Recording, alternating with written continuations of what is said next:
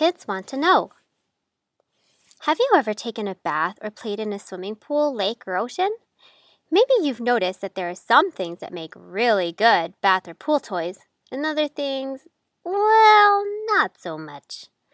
The term buoyancy refers to how well something floats or sinks. If something is able to float, we would say that it's buoyant. So, what makes something float or sink? Generally, we can determine if something can float by feeling its weight. Usually, if something is light, it floats or is positively buoyant. If it's heavy, then it sinks or is negatively buoyant. This is an easy enough explanation for us to accept, right? But the idea becomes shaky when we consider why something really, really heavy, like a cruise ship, is able to float. To understand this, we need to understand the concept of density. Density is the amount of stuff or mass something has inside of it, compared to its volume or size. For example, if we look at this bucket full of sand, we would say that it's more dense than this identical empty bucket, because the bucket full of sand has more stuff. It's got more mass. Another example is this bowling ball.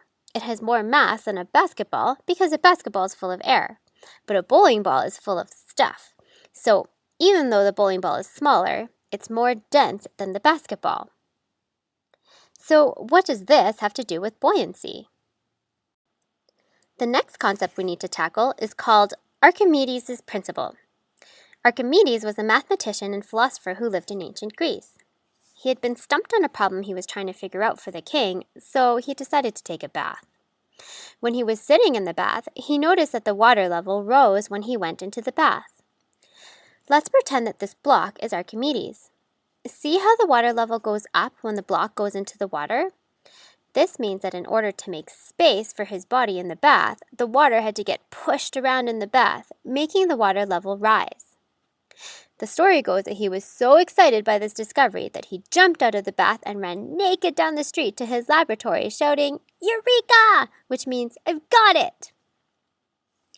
Basically, what Archimedes' principle helps us to understand is that if an object is heavier than the amount of water that it's displaced, or is something very dense, the object will sink, like the bowling ball. And if the object is lighter than the amount of water it is displaced, or something not very dense, the object will float, like the basketball. So, back to our cruise ship problem. Even though a cruise ship is very heavy, it's also very, very large. Most of the ship is also hollow, so it's not as dense as you might think. Because of this, just like the basketball, the ship is actually lighter than the water it's displaced, causing it to float. Did you know? Submarines dive by allowing water to fill part of the submarines, called ballasts. The air gets vented out until the density of the sub is enough to make it sink. Ships also use ballasts for balance. Without them, they have a tendency to tip in windy weather. Thanks for watching, and don't forget to subscribe.